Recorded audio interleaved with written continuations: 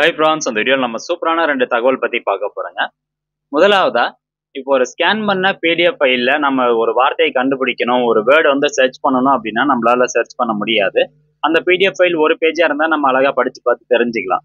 But in case வந்து 50 page 100 page இருக்கக்கூடிய ஒரு ஸ்கேன் பண்ண பிடிஎஃப் ஃபைல்ல போயிட்டு நம்ம பர்டிகுலரா ஒரு வேர்டு மட்டும் சர்ச் பண்ணி எடுக்கணும் அப்படிங்கிறது ரொம்பவே கஷ்டம். நம்ம எல்லா பேஜ் வந்து படிச்சு பார்க்க முடியாது.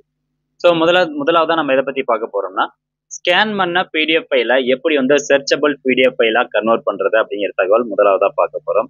ரெண்டாவதா பாத்தீங்கன்னா, நம்மளுடைய ஆதார் கார்டா இருக்கட்டும், அல்லது நீங்க ஒரு இன்சூரன்ஸ் பிரீமியம் ரெசிப்ட் வச்சிருக்கீங்க அப்படின்னாலும், இல்ல ஒரு பாஸ்வேர்ட் ப்ரொடெக்டட் பிடிஎஃப் ஃபைல் இருக்குன்னா, அந்த பாஸ்வேர்ட் ப்ரொடெக்டட் பிடிஎஃப் ஃபைல்ல இருந்து பாஸ்வேர்டை தூக்கிட்டு வெறும் பிடிஎஃப் ஃபைல் மட்டும் எப்படி சேவ் பண்றது அப்படிங்கிற தகவல் ரெண்டாவதா பார்க்க போறோம்.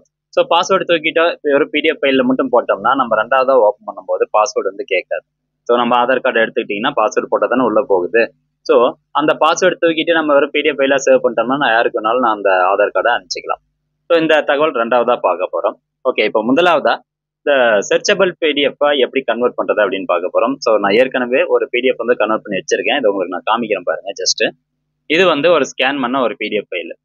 ஸோ இதுல போயிட்டு நான் ஒரு வார்த்தையை இப்போ ரைட் அப்படின்னு டைப் பண்ணியிருக்கேன். இப்போ இந்த ரைட் அப்படிங்கிற வார்த்தை இதுல இல்லைன்னு சொல்லுது. பாத்தீங்கன்னா ஹேஸ் பண்ணி searching the document no matches were found அப்படின்னு.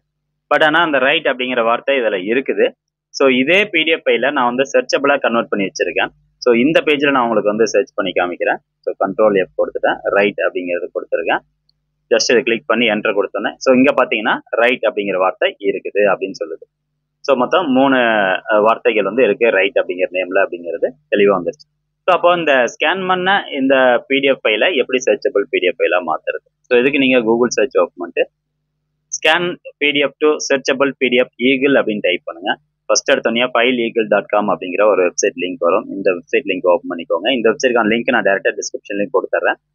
ஓப்பன் ஆனதுக்கப்புறம் இதில் பார்த்தீங்கன்னா select your PDF files to convert அப்படின்னு இருக்கும். இது கீழே பாருங்க சூஸ் ஃபைல் அப்படின்னு இருக்கும். இந்த ஆப்ஷனை கிளிக் பண்ணிட்டு நீங்க ஸ்கேன் பண்ணி வச்ச அந்த பிடிஎஃப் ஃபைல் எங்க இருக்கோ அந்த பிடிஎஃப் ஃபைலை செலக்ட் பண்ணிட்டு ஓப்பன் கொடுத்துக்கோங்க.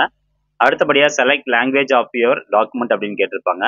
நீங்க கொடுத்துருக்கூடிய இந்த பிடிஎஃப் ஃபைல் வந்து என்ன லாங்குவேஜ் அப்படிங்கிறத நீங்க செலக்ட் பண்ணணும். நெக்ஸ்ட் கன்வெர்ட் அப்படிங்கிற ஆப்ஷனை கிளிக் பண்ணுங்க.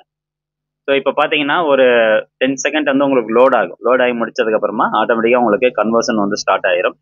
ஸோ இதில் வந்து இப்போ கன்வர்ஷன் ஆகிட்டு இருக்கு. ஃபைல் சைஸ் 1.11 MB அப்படின்னு சொல்றாங்க. ஸோ கன்வர்ஷன் முடிச்சோன்னு பார்த்தீங்கன்னா கம்ப்ளீட்டட் அப்படின்னு வந்துடும். அந்த ஃபைல் நேம் உங்களுக்கு இந்த இடத்துல டிஸ்பிளே ஆகும். ஜஸ்ட் அந்த ஃபைல் நேம் கிளிக் பண்ணீங்கன்னா ஆட்டோமேட்டிக்காக அந்த சர்ச்சபிள் பிடிஎஃப் ஃபைல உங்களுக்கு டவுன்லோட் ஆயிரும். ஸோ இப்போ பார்த்தீங்கன்னா உங்களுக்கு கன்வெர்ட் பண்ணிட்டாங்க.